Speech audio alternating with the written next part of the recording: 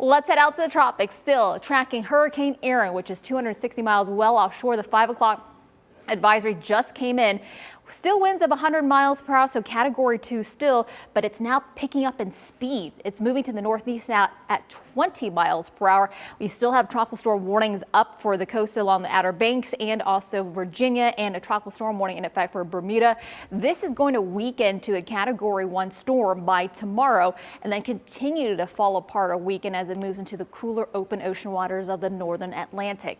In terms for us, still very rough surf through tonight, but it's not even great to head out to the coast anyways because of the storms. And we also are looking at life-threatening rift currents still through late tomorrow. So again, not a good day even tomorrow to head out to the coast. On top of Erin, we're tracking 3 additional disturbances. We'll start from north to south. So this one highlighted in yellow, it has a very low chance of development. Even if it does, not going to really impact any land. So we're not too worried about that one.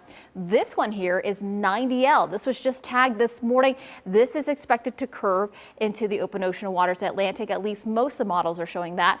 And then this one, 99L, we have plenty of time to watch, has a 40% chance of development.